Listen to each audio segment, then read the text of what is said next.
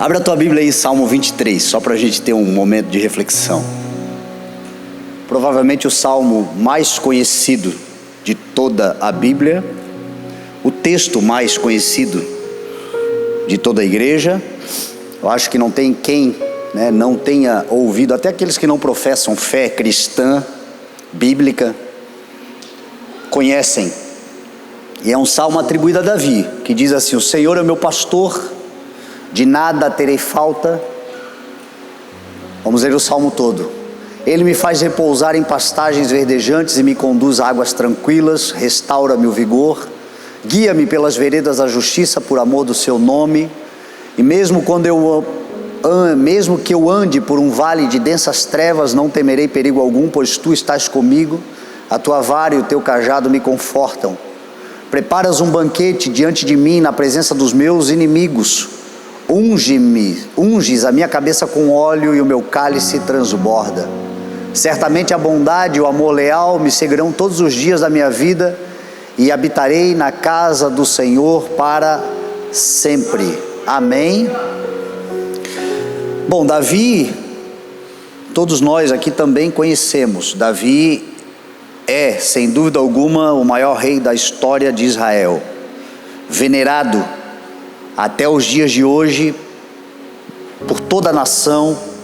Você vai a Israel, Davi é muito honrado, lembrado, é uma grande referência para aquele povo. A bandeira de Israel tem a estrela de Davi como uma menção ao grande rei que eles tiveram, e que o Messias, quando se manifestar, eles creem na promessa que nós entendemos ser Cristo, a realização desta promessa, a raiz de Jessé, o filho de Davi, que nós já temos a revelação que é Cristo nosso Senhor, que morreu e ressuscitou. Para eles ainda vai se manifestar. Então, quando Cristo se apresentar a nós como o Salvador da humanidade, o dia da redenção, o grande dia do Senhor, naquele dia eles também reconhecerão, porque todo Israel se converterá a Cristo. E Jesus veio dessa linhagem. Davi então foi um grande rei e é considerado um grande homem ao seu tempo e até os dias de hoje. E Davi escreveu esse salmo.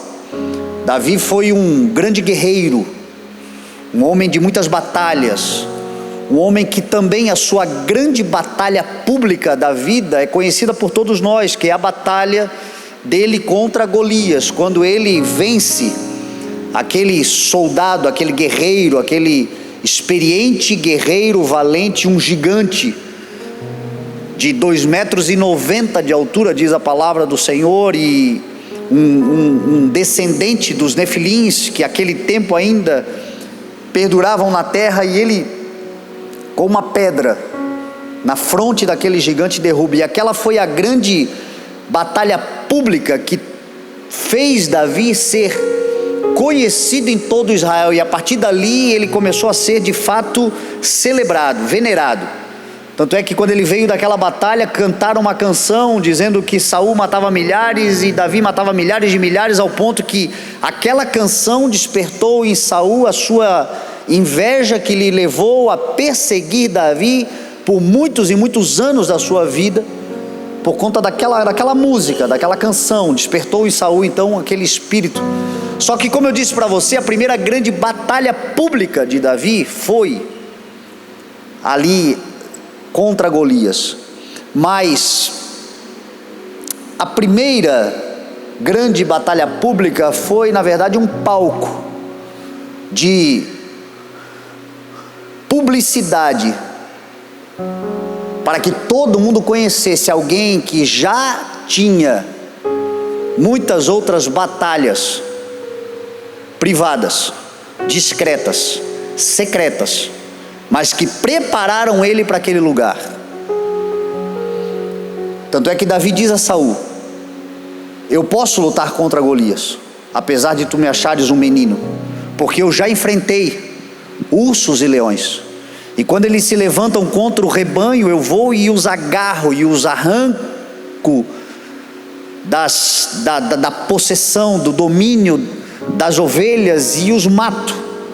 Então, como o Senhor foi comigo contra o leão e o urso, o Senhor também será comigo contra este que afronta o exército de Deus. Ou seja, eu tenho outras experiências que ninguém sabe, que ninguém viu, que ninguém imagina, mas o fato de eu estar hoje aqui nesse lugar público e todos verão, é porque o Senhor já me experimentou de outras formas, o Senhor já me experimentou de outras maneiras. A todos nós, você pode ter certeza disso, porque é vontade do Senhor. A todos nós, em algum momento da nossa vida, o Senhor dará fama, porque a fama é um desejo de Deus, desde que ela não nos corrompe e a gente tenha uma consciência do que, para que ela serve. Deus disse a Abraão: tu serás famoso, eu tornarei o teu nome famoso. Jesus disse para a igreja e para os discípulos: vocês são como uma candeia acesa, que não se pode esconder debaixo da cama, nem colocar debaixo de outra coisa, mas ela precisa estar no alto, pública, notória, famosa, para que todos a vejam e ela ilumine toda a casa. Então a fama não é um problema, o problema é o que nós pensamos sobre ela e o que ela pode fazer conosco se nós não entendemos para que ela serve. A fama nada mais serve do que uma notoriedade para a nossa vida, para que o nome de Jesus seja glorificado através dela.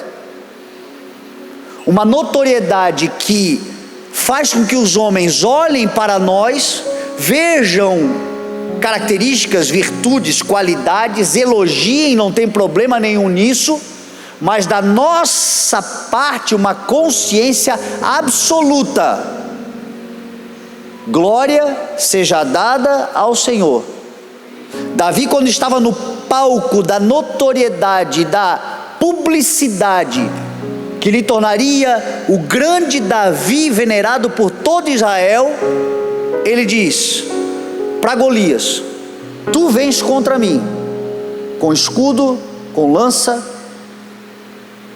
com toda a experiência, com tudo que você tem e pode, mas eu vou contra você em nome do Senhor dos exércitos de Israel, a quem tu tens afrontado. E ainda hoje o Senhor te colocará nas minhas mãos, eu vou arrancar a tua cabeça, e todos saberão que há rei, que há Deus, que há Senhor, que há alguém que é maior do que todos, um nome sobre todos os nomes nessa terra, o Jeová. Ou seja, ele entendeu que o palco era uma grande oportunidade de glorificação do nome daquele que é sobre todos. Você tem enfrentado muitas batalhas, sem dúvida alguma, secretas, individuais, particulares, sem notoriedade alguma, talvez sem apoio de ninguém, sozinho, sozinha. É treinamento de Deus. E um dia todas essas guerras que você enfrentou vão te colocar num palco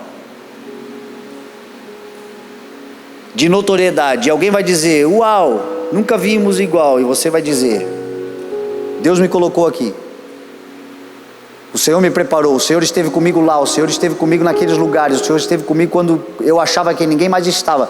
O Senhor sempre esteve comigo, e porque Ele sempre esteve comigo, eu consegui sobreviver a grandes batalhas secretas, individuais.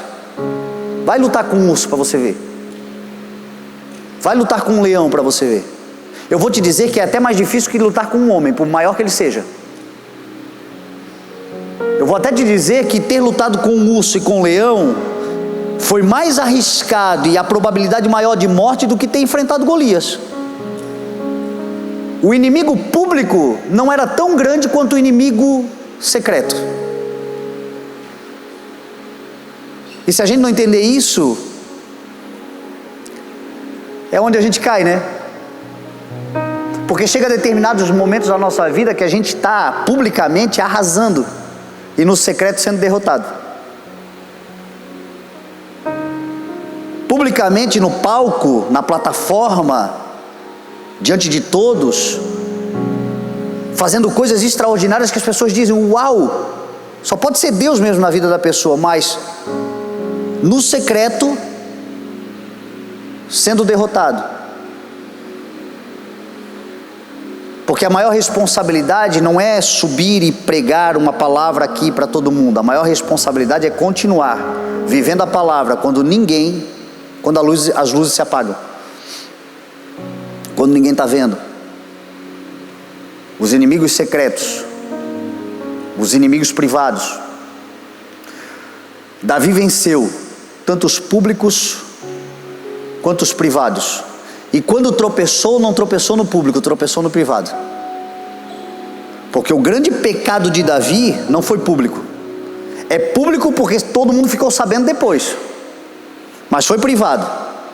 De um rei que na primavera, quando todos os reis deviam estar na guerra, assentado no seu palácio, agora detentor de todo o poder, de toda a fama e de toda a prosperidade que a vida poderia lhe dar, olha para uma mulher que não é sua e deseja a mulher que não é sua e pega a mulher que não é sua e planeja a morte do amigo que era o marido da mulher. Ou seja, uma queda particular. Alguém andando no terraço do seu palácio. Quem mais andava no terraço do palácio do rei, senão o próprio rei ou alguém muito íntimo do rei?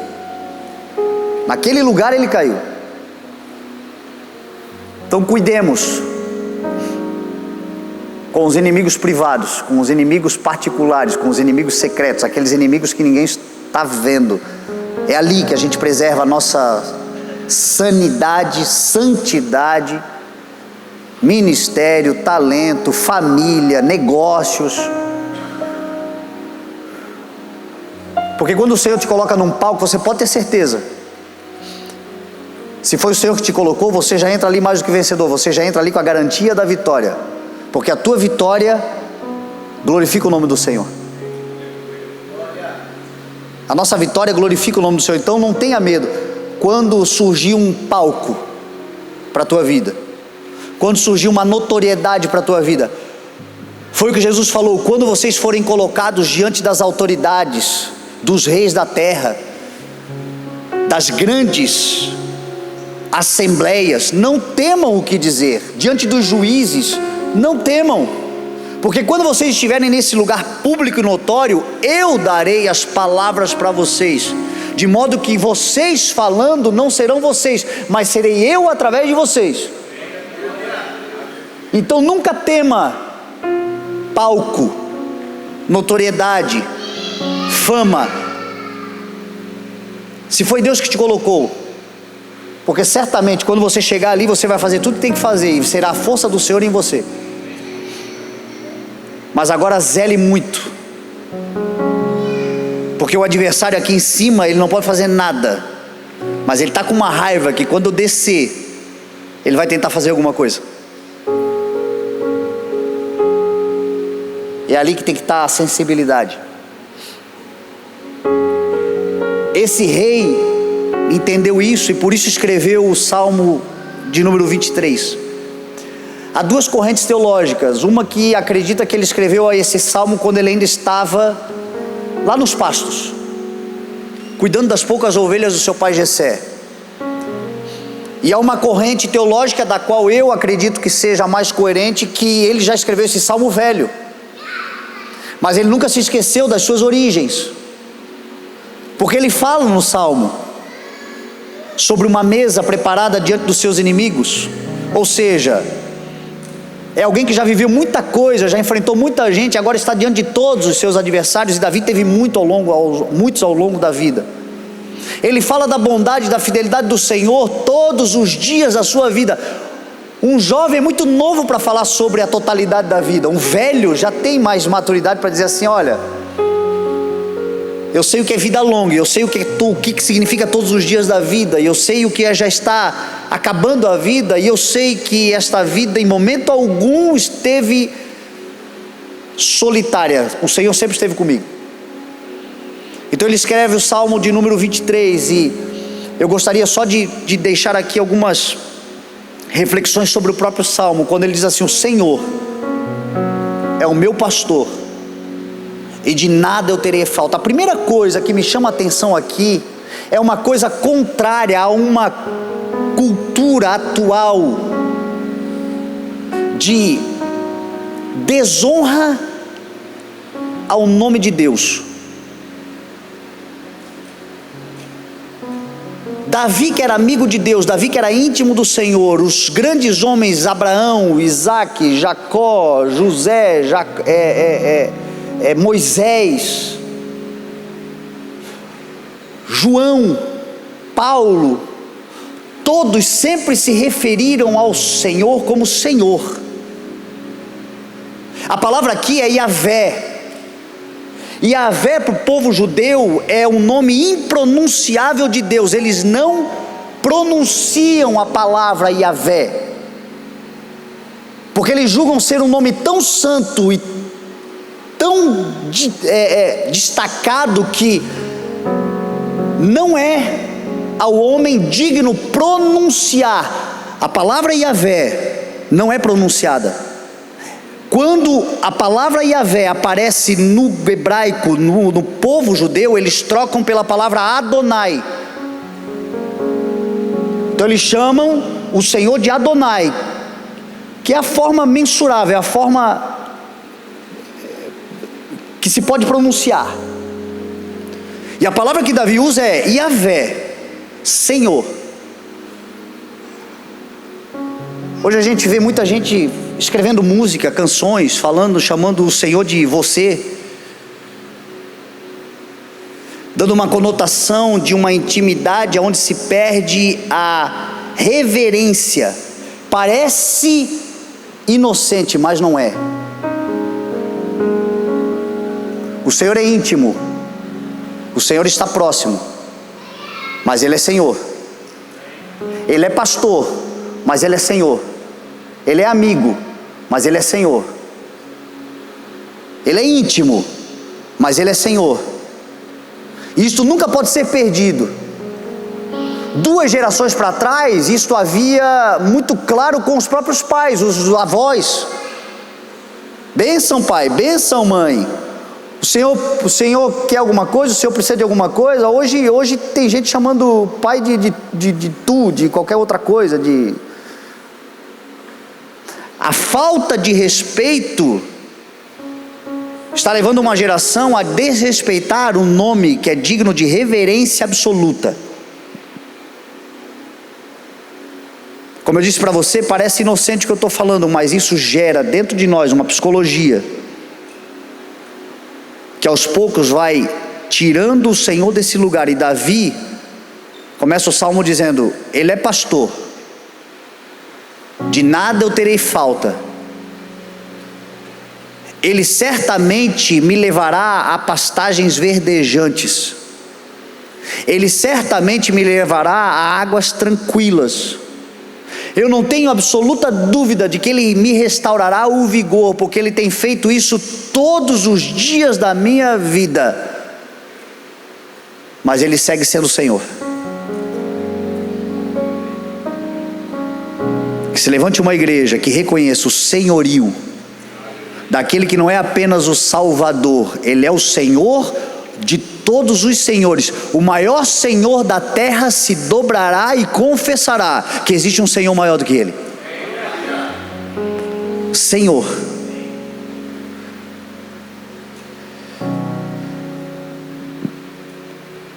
Ele me guiará pelas veredas da justiça por amor do seu nome. O amor que o Senhor tem a tudo que Ele criou, a tudo que Ele planejou, a tudo que Ele fez, especialmente com o projeto da salvação, de tanto amar o mundo, ao ponto de entregar o que havia de mais precioso nos céus, o unigênito Filho, para que todo aquele que nele crê não pereça, mas tenha a vida eterna. Este amor é para nos guiar há veredas de justiça, há um caminho de retidão. Jesus declarou que a maior prova de amor que alguém pode dar para Deus não é dizer eu te amo, Jesus, mas é obedecer a sua palavra. Aquele que me ama é o que faz uma canção de adoração e de louvor. Aquele que me ama é aquele que faz um bilhetinho de amor. Aquele que me ama é aquele que faz coraçãozinho de adesivo no seu carro, dizendo eu te amo, Jesus, Jesus te ama. São outras expressões de amor, e está tudo bem, desde que todas elas partam do que ele disse: aquele que me ama obedece a minha palavra, e aquele que obedece a minha palavra também será amado pelo meu Pai, e eu também o amarei e me revelarei a ele. Se alguém aqui precisa de revelação, ame ao Senhor, dizendo amém e amém para toda a sua palavra, que é comprovadamente pura, genuína e reta. É por isso que eu sou tão radical quanto a pregação no que diz respeito a mantermos a fidelidade à palavra absoluta. Eu não leio a palavra para associá-la à minha vida, eu leio a palavra para transformar a minha vida. O Evangelho não é adaptativo, o Evangelho é transformador. Promessa, amém, amém. Disciplina, isso aqui não veio no culto, esse miserável hoje devia ter vindo, essa palavra era para ele não veio no culto. Bênçãos, amém, amém. Doutrina, eu sei quem precisava ouvir essa palavra. Nunca é para a gente, já reparou? Conserto, correção, disciplina, não. É o Evangelho integral, é a palavra toda. Guia-me nas veredas. Você sabe qual é a palavra vereda aqui? A tradução da palavra vereda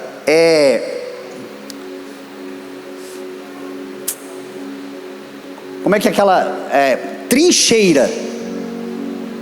A tradução da palavra vereda literal é trincheira, que é aquele buraco que a gente faz nas guerras para poder sobreviver. Os soldados fazem as trincheiras e eles caminham pelas trincheiras, bomba caindo, tiro comendo solto, e ali dentro das trincheiras eles estão seguros, porque eles conseguem andar no campo de batalha sem serem atingidos. A palavra está dizendo que na guerra que nós enfrentamos todos os dias, que ela não é humana, ela é contra principados e potestades, ela é contra os agentes dominadores desse mundo de trevas, ela é contra seres espirituais muito mais poderosos do que nós. Se nós colocarmos a cabeça para fora, eles arrebentam a nossa cabeça. Agora, se nós estivermos dentro das trincheiras, pelo amor do nome do Senhor, nós somos intocáveis, e a trincheira é a obediência à palavra de Deus.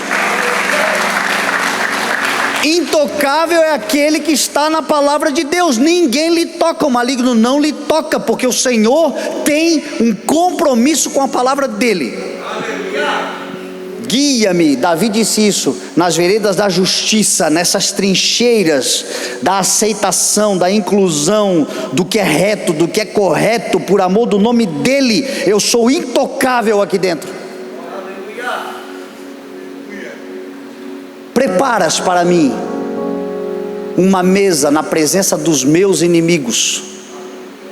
A minha versão diz assim, tu me honras, ungindo a minha cabeça com óleo, e o meu cálice transborda. Antes ele diz assim, mesmo quando eu passar por um vale de sombra de morte, não temerei mal algum, porque tu estás comigo, a tua vara e o teu cajado me consolam, me protegem. A vara é semelhante a uma clava, a um bastão, a um taco de beisebol. Isso é uma vara do pastor, e essa vara o pastor usa para proteger a ovelha contra lobos. contra animais selvagens. Um pastor genuíno, que é o pastor das ovelhas, que é Cristo o Senhor, ele tem um porrete na mão. E ai de quem tentar tocar em você. A sua vara nos protege. A sua vara também é utilizada para a contagem do rebanho quando ele entra no aprisco. As ovelhas vão passando para dentro do aprisco e o pastor vai tocando assim nas ovelhas com a vara, só para contar. 1, 2, não tem nada a ver com bater, é contagem. 1, 2, 3, 4. E ela também serve às vezes para disciplinar, a vara da disciplina que Salomão disse. Nunca na violência que é utilizada contra o adversário, o inimigo da ovelha. Mas muitas vezes aquela varadinha assim, te endireita, rapaz. O Senhor muitas vezes nos disciplina. Ele disciplina aquele a quem Ele ama, diz a palavra, porque Ele tem uma vara na mão. E Ele tem o seu cajado. O seu cajado, ele tem aquele arco, que é exatamente para trazer de novo para perto, para trazer de novo para o caminho, para resgatar de um buraco, de um rochedo, de uma fenda de rocha, de um tombo. Ele consegue pegar a vara com a ovelha com o seu cajado e puxá-la novamente para o rebanho, para o caminho. E Davi está dizendo: o meu pastor, mesmo quando eu passar por um vale de sombra de morte, mesmo quando eu andar, não temerei mal algum, porque Ele estará comigo, a sua vara e o seu cajado. Se vier leão, vai tomar na cabeça. Se eu achar que eu estou muito saidinho, vou tomar nas nádegas. Se eu tropeçar e cair, o seu cajado certamente vai me trazer novamente. Não temerei mal algum. E ele disse: não temam mal algum, eu estarei com vocês por todos os dias, até a consumação de todos os tempos. A mesa. Aqui há de se ter, meu irmão, maturidade. E eu creio que esse vai ser o grande teste das nossas vidas. Quando o Senhor colocar todos os nossos inimigos assentados na nossa mesa. Eu já vi gente dizendo assim: prepara uma mesa na presença dos meus inimigos, me honra ungindo a minha cabeça com óleo, e o meu cálice transborda. Me viram passar na prova, não me ajudaram, agora um banquete estará preparado para mim, eu vou comer e me lambuzar, e eles vão salivar diante de mim.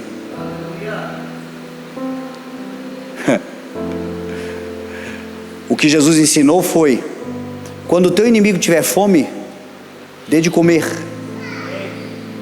Quando o teu inimigo tiver sede, dê de beber. Abençoar quem te abençoa e amar quem te ama é fácil. Até os pagãos, os ímpios fazem isso. Vocês vão ter a responsabilidade de amar quem odeia vocês. Quando é que isso vai acontecer? Quando eles estiverem todos nas nossas mãos, e ao invés de nós matarmos, nós fazemos um banquete. Quando nós tivermos a maturidade de fazer isso, eu não sei se eu estou pronto para isso. Eu vou me assentar nessa mesa também, preparada por Ele. E nesse dia eu vou ter que pegar as pessoas que mais me fizeram sofrer, e sem falsidade, tá? Porque com falsidade até dá. Mas com o coração realmente sarado, completamente, dizer assim: senta aqui, vamos comer comigo. Porque Davi está dizendo assim: ele me honra. Porque a maior honra que ele pode te dar é o seguinte: tentaram te matar e não conseguiram, você está vivo.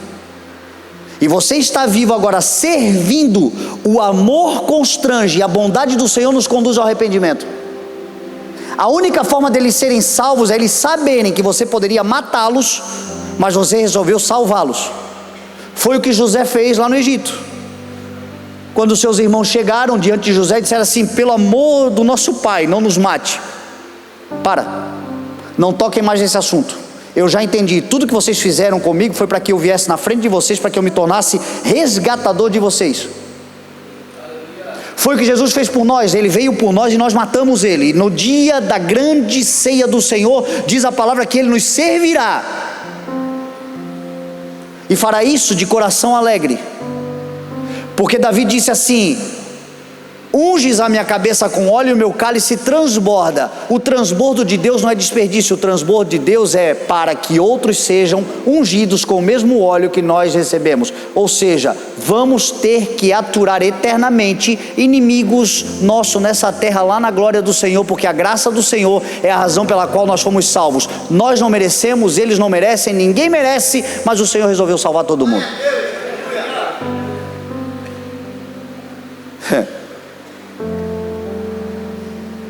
Ou o céu vai ser VIP, igual muitas áreas VIPs de muitas igrejas hoje em dia. Aqui senta os VIPs.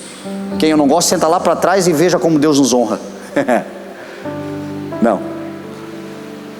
Vai chegar um momento que a grande honra de Deus na nossa vida será nos colocar assentados com todos os nossos inimigos, e nós nesse dia não teremos raiva. Teremos um amor que constrange, genuíno. Teremos um desejo de servir um alimento como a gente serve para os nossos melhores amigos. Isso vai acontecer, é estranho, mas é aí que o Evangelho mostra o seu poder e a diferença do mundo.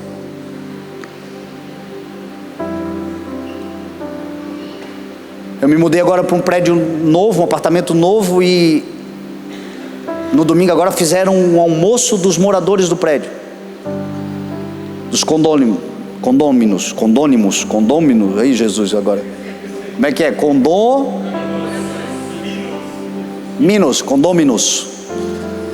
fizeram o almoço pra gente. Eu fiquei pensando assim, que alegria, prédio novo, né? Daqui a pouco dá a primeira treta no WhatsApp, briga de condomínio, e já ninguém mais quer fazer almoço para ninguém. Tomara que isso não aconteça. E aí eu fiquei pensando, se isso acontecer, já sei qual vai ser a minha missão: preparar o almoço de conciliação e de reconciliação da galera. Vai sobrar para o crente, sempre sobra para o crente. Foi nos dado o ministério da... Quando der a confusão eu já sei, porque aí estavam combinando lá, ó, agora cada mês um faz o almoço a cada 2 meses e chama a galera, e vamos manter essa comunhão, porque está tão legal, está todo mundo bem, e realmente está todo mundo lá realizando um sonho, todo mundo lá feliz, só que todo mundo lá com a cosmovisão diferente, um método diferente. Daqui a pouco vai dar confusão, vai dar na igreja, imagina no condomínio. Vai dar, não é jogar praga, é a natureza humana. Aí o que acontece? Sobra para o crente o ministério da reconciliação, chamar os inimigos, botar tudo na mesa, ungir, ver o Senhor ungindo o óleo, porque o óleo do Senhor é um óleo de alegria, não é o que diz a palavra? Deus escolheu-te dentre os teus irmãos, ungindo-te com óleo de alegria. Então a vontade do Senhor é que no final, esse povo todo que nos faz passar raiva, a gente possa celebrar com os caras, isso. Davi disse assim: Ele preparará uma mesa, Ele prepara uma mesa. Na velhice a gente já não quer confusão com mais ninguém, a gente quer morrer em paz, né? Morrer em paz. Prepara uma mesa, Senhor, na presença dos meus inimigos, unge a minha cabeça com óleo, me honra, o meu cálice transborda. Imagina o transbordo do cálice de um rei. É prosperidade, é generosidade, é crescimento para todos que estavam sentados ali. E Davi está dizendo assim: vai ser assim até com os meus inimigos. Talvez foi por isso que Salomão desfrutou de um reino de muita paz. Enquanto Davi teve um reino de muita guerra, ao ponto de não poder construir o templo, que era um sonho dele, um projeto dele, o dinheiro dele, tudo era dele. Salomão só edificou com a planta que Deus deu a Davi. O sonho era de Davi, o dinheiro era de Davi, tudo era de Davi. Salomão só fez porque Davi fez tanta guerra que Deus disse assim: ó, tua mão tem muito sangue. Só que Salomão viveu um reinado de muita paz, porque provavelmente Davi no final da sua vida procurou isso. Chega. E a sua geração se usufruiu do conserto e da reconciliação. Por isso o Salmo. E aí ele termina dizendo: certamente que a bondade e a fidelidade do Senhor me seguirão todos os dias da minha vida. Nós estamos num ano de aliança com Deus, entendendo a aliança. O tema desse ano nasceu em cima da oração de Davi nos seus últimos momentos de vida, quando ele, em 2 Samuel capítulo 23, verso 5, ele diz: a minha dinastia está de bem com Deus, porque Ele fez uma aliança eterna comigo, firmada e estabelecida nos seus preceitos. Certamente Ele me prosperará em tudo que eu fizer, e os meus caminhos serão abençoados em tudo que eu desejar. Davi estava entendendo isso, e nós estamos entendendo isso esse ano. O Senhor está de bem conosco, porque o Senhor fez uma aliança eterna conosco em seu Filho Jesus Cristo. E nós temos todas as promessas do Senhor. A sua aliança manifesta-se na sua fidelidade, na sua bondade, na sua lealdade. Nós estamos colhendo coisas extraordinárias. Eu me lembro de ter começado esse ano, a minha oração, eu sempre faço aquele projeto, do ano, escrevo. E ministerialmente falando, o meu projeto desse ano foi: Senhor, nos dá a capacidade de expandirmos um pouco mais como igreja. E eu me lembro de ter colocado ali no projeto 2 novos ministérios, 2 novas cidades. E o ano chegou na metade ainda. O Senhor já nos deu Ribeira, nos deu Presidente Getúlio não, Vitor Meirelles. Hoje eu teria uma reunião que não foi possível por causa do falecimento de um ente querido dos pastores lá de Governador Celso Ramos. Mas na semana que vem nós sentaremos para ajustar o regresso, o retorno daquele que foi o CI de Governador Celso Ramos, e na morte do pai saíram e estão voltando para casa debaixo daquela palavra que o Senhor disse que faria retornar. Já vai para além do que pedimos. Enquanto o ministério, aquelas igrejas que nós já temos, Navegantes mudou de lugar esse ano, um templo maior. Ilhota está mudando para um templo muito maior do que nós estamos, expansão da igreja.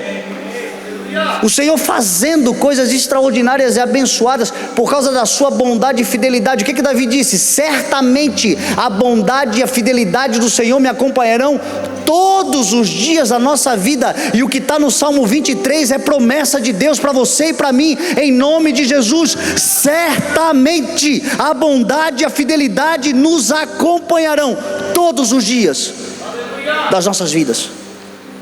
E aí Davi diz: a minha reciprocidade é: e eu voltarei à casa do Senhor enquanto eu viver. Tem uma expressão que diz assim, uma tradução que diz assim: e habitarei na casa do Senhor para todo sempre. Eu prefiro a minha: e voltarei, porque certamente um dia habitaremos, no que diz respeito à eternidade, para todo sempre habitaremos. Jesus disse: na minha casa, na casa do meu Pai há muitas moradas. Ele está preparando um lugar de eternidade. Davi estava falando de eternidade, mas a expressão da NVI, quando diz assim: voltarei à casa do Senhor enquanto eu viver, para mim tem uma conotação também de uma responsabilidade enquanto vivos nesta era. De uma vez que desfrutarmos de tudo que o Salmo está dizendo, voltarmos, e voltarmos, e voltarmos, e perseverarmos, e continuarmos, e ficarmos, e insistirmos, e persistirmos, até o último dia da nossa vida. E voltarei à casa do Senhor enquanto eu viver. O Senhor já fez um projeto da minha família, glória seja dada ao nome do Senhor, e eu vou voltar enquanto eu viver. O Senhor já fez algo na minha vida profissional, glória ao nome dEle. Eu não vou embora agora como muita gente faz, usa de Deus, abusa de Deus, pede de Deus, recebe de Deus porque Ele é gracioso, Ele é bondoso, e depois vira as costas e se esquece de Deus e vai viver a sua vida e fica vivendo um evangelho de retorno só para pedir, como as filhas da sanguessuga que Salomão escreveu: só não me dá, me dá e me dá. Não, Ele já me deu, Ele já fez muita coisa, que Ele não faça mais nada se Ele não quiser. Eu duvido, porque Ele não se retém em dar. mas ainda que ele não faça mais nada, eu voltarei à casa do Senhor enquanto eu viver, por tudo que ele já fez e por toda a sua fidelidade e bondade. Quero voltar hoje, quero voltar amanhã, quero voltar no domingo que vem, quero estar, enquanto eu viver, a minha vida devota, decidido no caminho do Senhor e na sua casa, a sua igreja, o seu povo, a sua comunhão, a sua nação santa, em nome de Jesus. Que nós tenhamos esse coração, porque as pessoas, a vida, os desgastes, até as bênçãos, vão nos dar motivos para ir. Tem gente que não precisa sofrer para ir embora, tem gente que não precisa ser humilhado para ir embora, tem gente que só precisa ser abençoado para ir embora, só precisa dar uma bênção, só precisa que tudo fique bem. Olha que povo estranho, tem que estar todo quebrado para servir. Servir é quando o Salmo 23 se completar inteiramente. Tudo pleno, todas as promessas realizadas, e nós terminarmos dizendo assim: e ainda assim eu voltarei enquanto eu viver. Uma vida para o Senhor, para todo sempre, em nome de Jesus.